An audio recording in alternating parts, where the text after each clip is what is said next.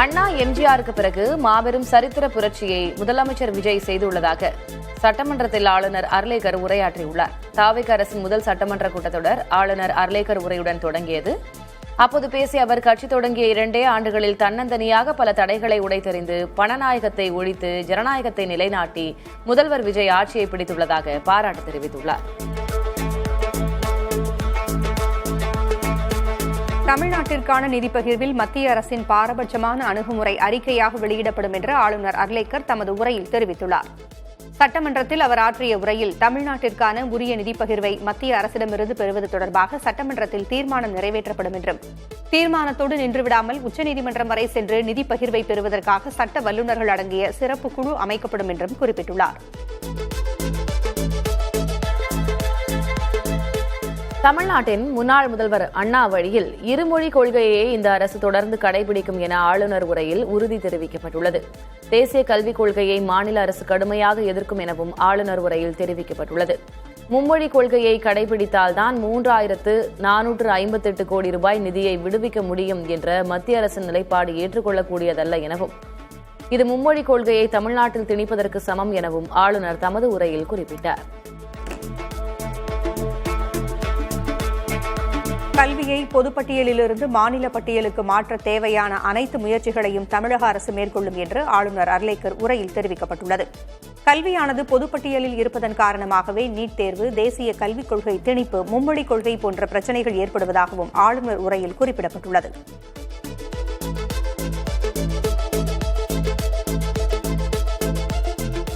கர்நாடக அரசின் மேகதாட்டு அணை கட்டும் திட்டத்தை தடுத்து நிறுத்த சட்ட நடவடிக்கைகளை தமிழக அரசு எடுத்து வருவதாக ஆளுநர் அர்லேக்கர் தனது உரையில் தெரிவித்துள்ளார். காவிரி நீரை பயன்படுத்துவதில் நமது உரிமையை உச்சநீதிமன்றத்தில் நிலைநாட்டிய பிறகும் காவிரி நீரை பெறுவதற்கு ஆண்டுதோறும் போராட வேண்டிய நிலை உள்ளதாக ஆளுநர் உரையில் குறிப்பிட்டார். உரிய நீருக்கு பதிலாக உபரி நீரையே கர்நாடக அரசு தமிழ்நாட்டிற்கு வழங்கி வருவதாகவும் ஆளுநர் தனது உரையில் தெரிவித்தார். உண்மையான மதச்சார்பற்ற சமூக நீதி அரசாக இந்த அரசு திகழும் என சட்டமன்றத்தில் ஆளுநர் அர்லேக்கர் தெரிவித்தார். சமூக நீதியை காப்பதில் உறுதியுடன் இருந்து தமிழ்நாட்டின் 69 விழுக்காடு இடஒதுக்கீட்டை பாதுகாப்பதற்கான அனைத்து முயற்சிகளையும் அரசு மேற்கொண்டு வருவதாக ஆளுநர் தனது உரையில் தெரிவித்துள்ளார். ஒவ்வொரு சமூகத்திற்கும் உரிய அளவில் பிரதிநிதித்துவம் கிடைப்பதே உண்மையான சமூக நீதி என்பது அரசின் அடிப்படை கொள்கை என்று ஆளுநர் உரையில் குறிப்பிடப்பட்டுள்ளது.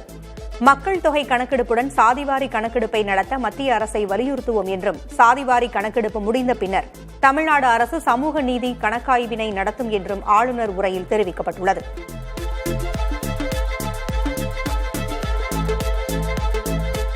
தமிழக சட்டமன்றத்தில் புதிய உதயம் என ஆளுநர் அர்லேக்கர் நிகழ்ச்சியை வெளிப்படுத்தியுள்ளார். இதுகுறித்து எக்ஸ் தள பக்கத்தில் பதிவிட்டுள்ள அவர், 3 ஆண்டுகளுக்கு பிறகு ஆளுநரின் முழு உரை எவ்வித இடையூறுமின்றி வாசிக்கப்பட்டது மன நிறைவை தந்துள்ளதாக குறிப்பிட்டுள்ளார். மேலும் முதன்முறையாக உரை தொடக்கத்திலும் இறுதியிலும் தேசிய கீதம் பாடப்பட்ட வரலாற்று நிகழ்வு மக்களாட்சியின் மாண்பை நிலைநாட்டியுள்ளதாகவும் புகழாரம் சூட்டியுள்ளார். அதேபோல் மக்கள் மாளிகை, மாநில அரசு இடையே இணக்கமான சூழல் உருவாகியுள்ளதாகவும், மக்களின் தேவைகளை பூர்த்தி செய்ய இணைந்து பயணிப்போம் என்றும் ஆளுநர் தெரிவித்துள்ளார். ஆளுநர் உரையின் மூலம் தாவேக, பாஜக இடையே உறவு உள்ளதோ என்ற சந்தேகம் எழுந்திருப்பதாக எதிர்க்கட்சித் தலைவர் உதயநிதி ஸ்டாலின் விமர்சித்துள்ளார்.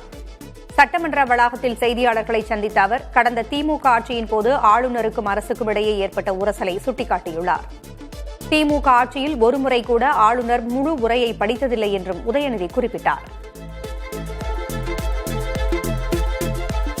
நான் முதல்வன் திட்டத்தின் பெயர் மாற்றம் செய்யப்பட்டதற்கு எதிர்க்கட்சித் தலைவர் உதயநிதி ஸ்டாலின் கண்டனம் தெரிவித்துள்ளார். சட்டமன்ற வளாகத்தில் செய்தியாளர்களிடையே பேசிய அவர், நல்ல திட்டங்களை கெடுப்பதை வேடிக்கை பார்க்க முடியாது என குறிப்பிட்டுள்ளார். நான் முதல்வன் என்றால் ஸ்டாலின் நினைவில் வருவார் என்பதால் நீக்கம் செய்யப்பட்டிருப்பதாகவும் உதயநிதி தெரிவித்தார். தாவேக அரசுக்கு எதிரான வாசகங்கள் அடங்கிய பதாகைகளோடு திமுக எம்எல்ஏக்கள் சட்டப்பேரவை கூட்டத்திற்கு வருகை தந்தனர். எதிர்க்கட்சித் தலைவர் உதயநிதி ஸ்டாலின் தலைமையில் பேரவைக்கு வந்த திமுக எம்எல்ஏக்கள் வாயை திறங்க சிஎம் என்ற வாசகம் அடங்கிய கருப்பு பேட்ஜை சட்டையில் அணிந்து வந்தனர். மேலும் தாவேக அரசை விமர்சிக்கும் வகையில் பல்வேறு வாசகங்கள் அடங்கிய பதாகைகளையும் ஏந்தியிருந்தனர்.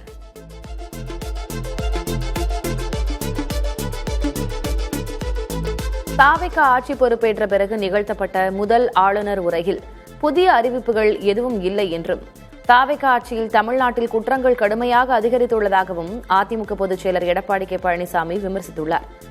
கடந்த 38 நாட்களில் 130 கொலை வழக்குகள் பதிவாகியிருப்பதாகவும் எடப்பாடி பழனிசாமி சுட்டிக்காட்டியுள்ளார். தனது மகன் கட்சியின் அடிப்படை உறுப்பினர் மட்டுமே என்றும் அவர் கட்சியின் வேறெந்த பொறுப்பிற்கும் வரமாட்டார் என்றும் அதிமுக பொதுச் செயலர் எடப்பாடி கே பழனிசாமி திட்டவட்டமாக தெரிவித்துள்ளார். இது தொடர்பாக விளக்கமளித்த அவர் ஊடகங்களில் தவறான தகவல்கள் வருவதாகவும் குறிப்பிட்டார்.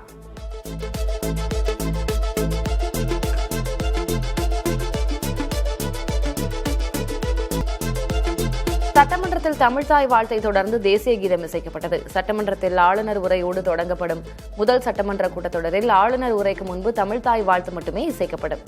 ஆளுநர் உரை முடிந்த பின்னரே தேசிய கீதம் இசைக்கப்படுவதே மரபாக இருந்து வந்தது. ஆனால் 17வது சட்டமன்றத்தின் முதல் கூட்டத்தொடரில் ஆளுநர் அர்லேக்கரின் உரைக்கு முன்பாக முதலில் தமிழ்தாய் வாழ்த்து பாடப்பட்டு தொடர்ச்சியாக தேசிய கீதமும் இசைக்கப்பட்டது. ஆளுநர் உரையை நிறைவு செய்த பின்னர் மீண்டும் தேசிய கீதம் இசைக்கப்பட்டு அவை ஒத்திவைக்கப்பட்டது. கடந்த திமுக ஆட்சியின் போது அப்போதைய ஆளுநராக இருந்த RN ரவி ஆளுநர் உரைக்கு முன்னதாக தேசிய கீதம் பாடப்படவில்லை என கூறி வெளிநடப்பு செய்தது நினைவுகூரத்தக்கது. சட்டமன்றத்தில் மரபு மீறப்பட்டிருப்பதாக எதிர்க்கட்சித் தலைவர் உதயநிதி ஸ்டாலின் குற்றஞ்சாட்டியுள்ளார். தமிழ்தாய் வாழ்த்து மட்டுமே முதலில் பாடப்படும் நிலையில் தேசிய கீதம் 2 முறை பாடப்பட்டது குறித்து அவர் விமர்சித்துள்ளார். திமுக ஆட்சியில் தமிழ்தாய் வாழ்த்து மட்டுமே முதலில் பாடப்படும் என்றும் உதயநிதி சுட்டிக்காட்டியுள்ளார்.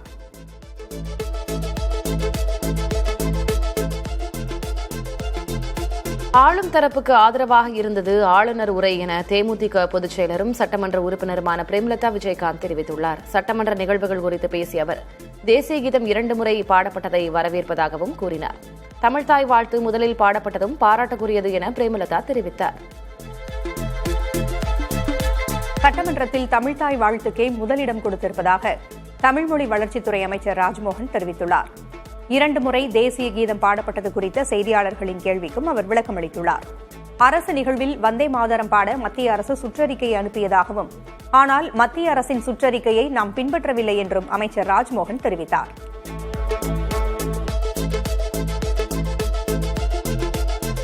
சமூக நீதி கணக்காய்வு என்பது விசிக முன்வைத்த கோரிக்கை என அமைச்சர் வன்னியரசு தெரிவித்துள்ளார். சென்னை தலைமைச் செயலகத்தில் புதிய தலைமுறை செய்தியாளருக்கு அவர் அளித்த பேட்டியில் தாவேகா அரசுக்கும் பாஜகவுக்கும் இணக்கமான சூழல் இருப்பதாக பேசியிருந்த உதயநிதி ஸ்டாலினுக்கு பதிலளித்தார். அதில் அண்ணா, பெரியார், அம்பேத்கர் கொள்கைகளின்படி செயல்படும் இந்த அரசு இருமொழி கொள்கையை பின்பற்றுவோம் என கூறியது போன்றவையெல்லாம் பாஜக எழுதி கொடுத்ததா என கேள்வி எழுப்பினார். தமிழ்நாட்டில் சமூக நீதி சர்வே நடத்தப்படும் என்ற ஆளுநர் உரை அறிவிப்பை பாமக தலைவர் அன்புமணி ராமதாஸ் வரவேற்றுள்ளார்.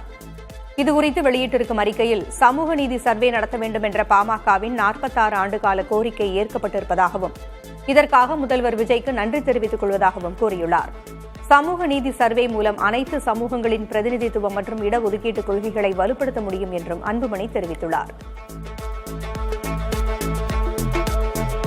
திமுக அரசு செயல்படுத்திய திட்டத்தை தாண்டி தாவேகா அரசால் செல்ல முடியாது என்பதை ஆளுநர் உரை காட்டுவதாக மனிதநேய ஜனநாயக கட்சியின் பொதுச் செயலரும் சட்டமன்ற உறுப்பினருமான தமிமுன் அன்சாரி தெரிவித்துள்ளார். இதுகுறித்து பேசிய அவர் ஆளுநரின் உரை சம்பிரதாயமானது என்றும் குறிப்பிட்டார். தமிழ்நாட்டில் இன்று 14 மாவட்டங்களில் கனமழைக்கு வாய்ப்பு இருப்பதாக சென்னை வானிலை ஆய்வு மையம் தெரிவித்துள்ளது. நீலகிரி, கோவை, தேனி, திண்டுக்கல், மதுரை, ஈரோடு, நாமக்கல், கரூர் ஆகிய மாவட்டங்களிலும் திருச்சி, தஞ்சாவூர், புதுக்கோட்டை, சிவகங்கை, அரியலூர், பெரம்பலூர் ஆகிய மாவட்டங்களிலும் பலத்த காற்றுடன் கனமழை பெய்யக்கூடும் என்று வானிலை ஆய்வு மையம் கூறியுள்ளது. காவிரிப்படுகை மாவட்டங்கள் உட்பட தமிழ்நாட்டின் பெரும்பாலான மாவட்டங்களில் நாளை கனமழை பெய்யக்கூடும் என சென்னை வானிலை ஆய்வு மையம் கணித்துள்ளது. புதுக்கோட்டை, தஞ்சாவூர், திருவாரூர், நாகப்பட்டினம், மயிலாடுதுறை ஆகிய மாவட்டங்களில் கனமழை பெய்யக்கூடும் என கூறியுள்ள வானிலை ஆய்வு மையம் நீலகிரி, கோவை, ஈரோடு, திருப்பூர், தேனி, திண்டுக்கல், மதுரை, சிவகங்கை ஆகிய மாவட்டங்களிலும் கனமழைக்கு வாய்ப்பிருப்பதாக தெரிவித்துள்ளது. மேலும் கரூர், திருச்சி, அரியலூர், பெரம்பலூர், கடலூர், கள்ளக்குறிச்சி, விழுப்புரம் மாவட்டங்களிலும் திருவண்ணாமலை, வேலூர், திருப்பத்தூர், கிருஷ்ணகிரி, தருமபுரி, சேலம், நாமக்கல் மாவட்டங்களிலும் கனமழை பெய்யக்கூடும் என தெரிவிக்கப்பட்டுள்ளது. புதுவை மற்றும் காரைக்காலிலும் கனமழை பெய்யலாம் என கூறியுள்ளது. அமெரிக்கா மற்றும் ஈரான் இடையே வரலாற்று சிறப்புமிக்க அமைதி ஒப்பந்தம் மின்னணு முறையில் கையெழுத்தாகியுள்ளதாக பாகிஸ்தான் பிரதமர் ஷெபாஸ் ஷெரீப் எக்ஸ் தளத்தில் அறிவித்துள்ளார். பாகிஸ்தான் தலைநகர் இஸ்லாமாபாத்தில் அமைதி பேச்சுவார்த்தை நடந்ததை குறிக்கும் விதமாக அமைதி ஒப்பந்தத்தை இஸ்லாமாபாத் புரிந்துணர்வு ஒப்பந்தம் என்று அவர் குறிப்பிட்டுள்ளார்.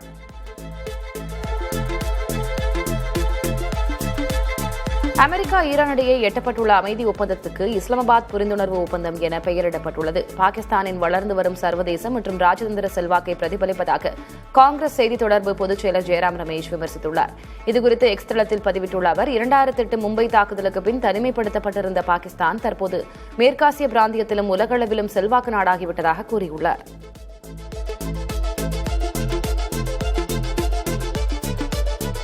இந்தியாவில் பெட்ரோல், டீசல், சமையல் எரிவாயு விலை உடனடியாக குறையாது என்று மத்திய பெட்ரோலியத்துறை இணையமைச்சர் சுரேஷ் கோபி கூறியுள்ளார். கேரள மாநிலம் திருச்சூரில் செய்தியாளர்களிடம் பேசிய அமைச்சர், குறைந்த விலை எண்ணெய் இந்தியாவை வந்தடைய சில காலம் ஆகும் என்பது உள்ளிட்ட சில காரணங்களால் உடனே விலை குறையாது என்று அமைச்சர் விளக்கினார்.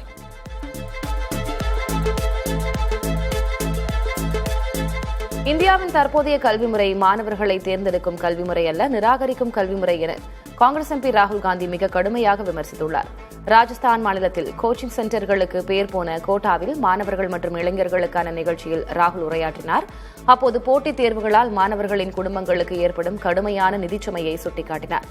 லட்சக்கணக்கில் செலவழித்த பிறகும் கூட மாணவர்களுக்கு தரமான கல்வியோ அல்லது வேலைவாய்ப்புக்கான உத்தரவாதமோ கிடைப்பதில்லை என்று சாடினார்.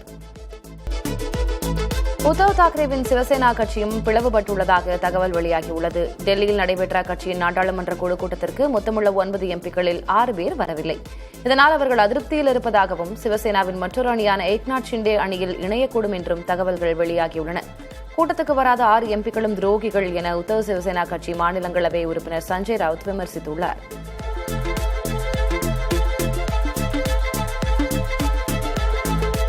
தொழிலாளர் வருங்கால வைப்பு நிதிக்கான வட்டி 8.25% என்று அறிவிக்கப்பட்டிருந்த நிலையில் அதற்கான அதிகாரப்பூர்வ ஒப்புதலை மத்திய நிதி அமைச்சகம் அளித்துள்ளது. இதையடுத்து 2025-26 நிதியாண்டிற்கான வட்டி இம்மாத இறுதிக்குள் சந்தாதாரர்களின் கணக்கில் வரவு வைக்கப்படும் என்று தெரிகிறது.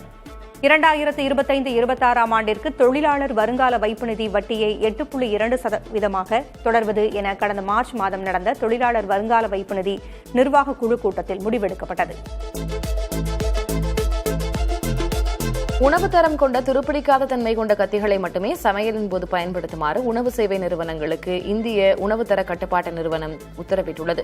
துருப்பிடித்த சேதமடைந்த கத்திகள் பயன்பாட்டை முழுமையாக தவிர்க்க வேண்டும் என்றும் அறிவுறுத்தப்பட்டுள்ளது.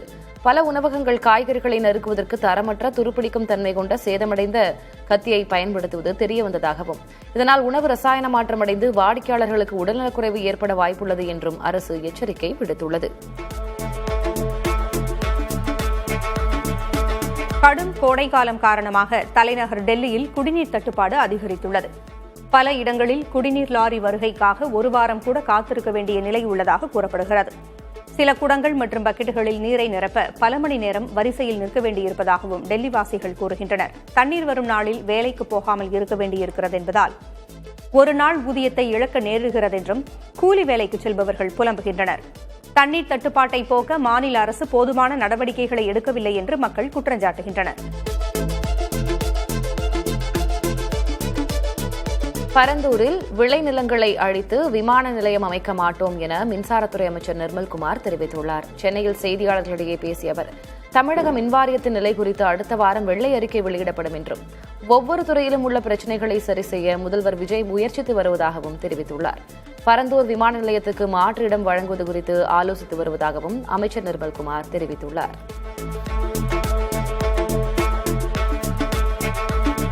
திருவாரூரில் இளம்பெண்ணுக்கு பாலியல் தொல்லை தந்ததாக தாவேகா ஒன்றிய செயலாளர் உட்பட 2 கைது செய்யப்பட்டனர். திருவாரூர் புதிய பேருந்து நிலையத்தில் இளம்பெண்ணுக்கு பாலியல் தொல்லை தந்ததாக அவரது தந்தை தெற்கு காவல் நிலையத்தில் புகார் அளித்தார். இதன் பேரில் காவல்துறையினர் விசாரணை நடத்தி இளம்பெண்ணுக்கு பாலியல் தொல்லை தந்ததாக தாவேகா திருத்துறைப்பூண்டி தெற்கு ஒன்றிய செயலாளர் ஆனந்தராஜ், அவரது நண்பர் அசோக் ஆகியோரை கைது செய்தனர். சென்னையில் திருநங்கைகள் மீது காவல்துறையினர் தொடர்ந்து பொய் வழக்கு பதிவு செய்வதாக குற்றஞ்சாட்டியும் அவ்வாறான நடவடிக்கையை தடுக்க கோரியும் முதல்வரை சந்தித்து மனு அளிக்க திருநங்கைகள் முயன்றனர். அனுமதி மறுக்கப்பட்டதால் தலைமைச் செயலகம் அருகே முதல்வரின் காரை முற்றுகையிட திட்டமிட்ட அவர்களை காவல்துறையினர் தடுத்து நிறுத்தினர். இதனால் இருதரப்பினருக்கும் இடையே வாக்குவாதம் ஏற்பட்டது. பின்னர் காவல்துறையினர் அவர்களை சமாதானப்படுத்தி ஆட்டோவில் திருப்பி அனுப்பி வைத்தனர். கோவில்பட்டி அம்மா உணவகத்தில் இட்லி விற்பனையில் முறைகேடு செய்யப்படுவதாக வந்த புகாரை அடுத்து நெல்லை மண்டல நகராட்சி நிர்வாக இயக்குநர் திடீர் ஆய்வு மேற்கொண்டார்.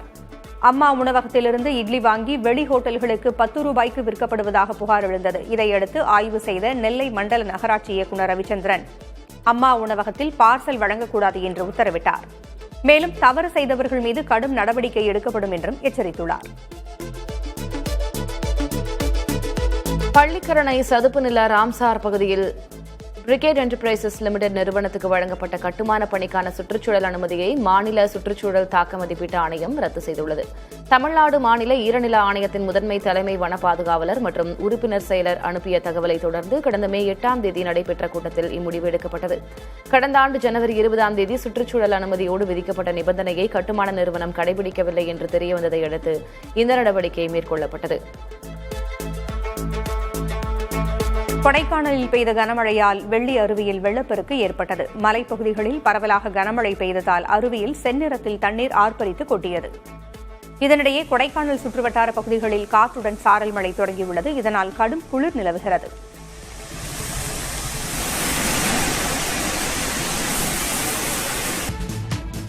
இந்தியாவில் பெட்ரோல், டீசல், சமையல் எரிவாயு விலை உடனடியாக குறையாது என மத்திய பெட்ரோலியத்துறை இணையமைச்சர் சுரேஷ் கோபி கூறினார். கேரள மாநிலம் திருச்சூரில் செய்தியாளர்களிடம் பேசிய இணையமைச்சர், குறைந்த விலை எண்ணெய் இந்தியாவை வந்தடைய சில காலமாகும் என்பது உள்ளிட்ட சில காரணங்களால் உடனே விலை குறையாது என அவர் விளக்கினார். ஹோர்முஸ் நீரிணை பகுதியில் ஏராளமான கப்பல்கள் காத்திருப்பதால் அங்கு போக்குவரத்து சீராகி எண்ணெய் வரத்து இயல்பாக சில வாரங்கள் கூட ஆகும் என மத்திய இணையமைச்சர் சுரேஷ் கோபி தெரிவித்தார். கச்சா எண்ணெய் விலை உயர்வுக்கு ஏற்ப பெட்ரோல், டீசல் விலை உயர்த்தப்படவில்லை என்றும் இதனால் அரசுக்கு 12,000 கோடி ரூபாய் இழப்பு ஏற்பட்டுள்ளது என்றும் சுரேஷ் கோபி தெரிவித்திருக்கிறார்.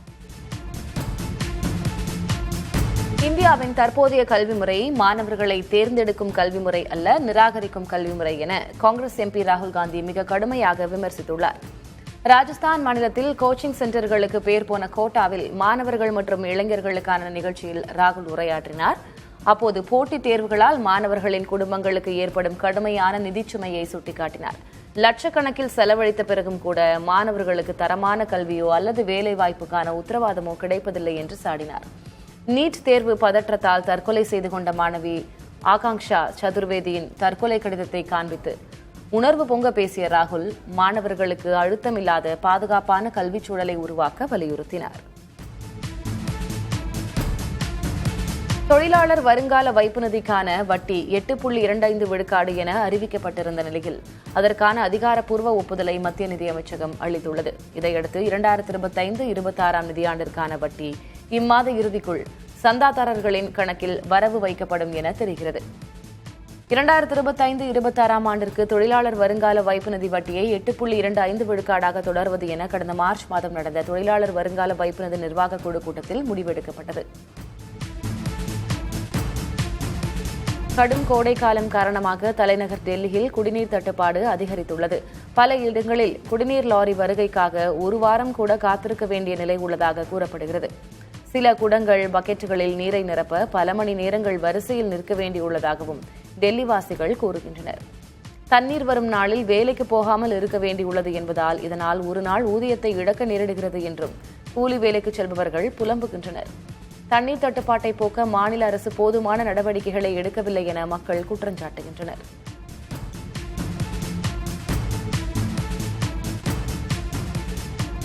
உணவு தரம் கொண்ட துருப்பிடிக்காத தன்மை கொண்ட கத்திகளை மட்டுமே சமையலின் போது பயன்படுத்துமாறு உணவு சேவை நிறுவனங்களுக்கு இந்திய உணவு தர கட்டுப்பாட்டு நிறுவனம் உத்தரவிட்டுள்ளது. துருப்பிடித்த சேதமடைந்த கத்திகள் பயன்பாட்டை முழுமையாக தவிர்க்க வேண்டும் என்றும் அறிவுறுத்தப்பட்டுள்ளது.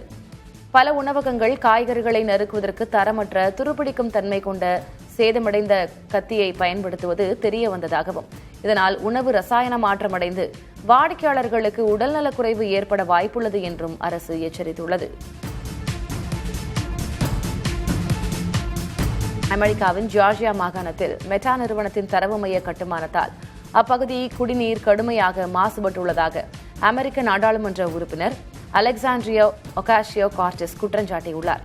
நாடாளுமன்ற குழு விசாரணையின் போது அங்கிருந்து கொண்டுவரப்பட்ட அசுத்தமான பழுப்பு நிற நீர் நிரம்பிய புட்டிகளை காட்டி சுற்றுச்சூழல் பாதுகாப்பு முகமை அதிகாரியிடம் அவர் காரசாரமாக கேள்வி எழுப்பினார். இந்த காணொளி தற்போது இணையத்தில் வைரலாகியுள்ளது.